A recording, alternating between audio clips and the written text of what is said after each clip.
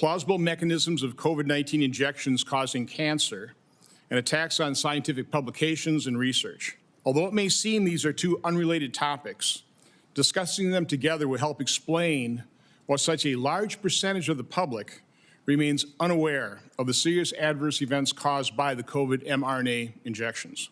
In April, the subcommittee held a hearing and released a report exposing how top FDA officials decided to use a safety surveillance algorithm that they knew would, and in fact did, hide safety signals on extremely serious adverse events, including sudden death. This was a bombshell revelation that unfortunately was dismissed by this subcommittee's ranking member and completely ignored by the legacy media.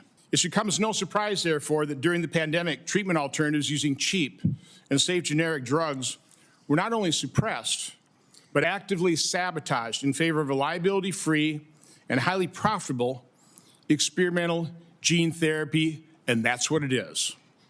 The fact that all the institutions that benefit from Big Pharma's largesse actively push the experimental gene therapy is also the reason they are now working so hard to suppress the reality of COVID mRNA injection injuries. Testimony given in April's hearing detailed the safety studies that were not done on the COVID injections prior to their emergency use authorization and eventual full approval. This list of omitted studies should shock everyone. Again, these were just in testimony. Drug-drug interactions, cardiovascular toxicity, central nervous system toxicity, other organ toxicity, blood toxicity, genotoxicity, and carcinogenicity. Those studies weren't conducted. I'm not sure they've been conducted even today. Because it's approved, now we just don't want to know.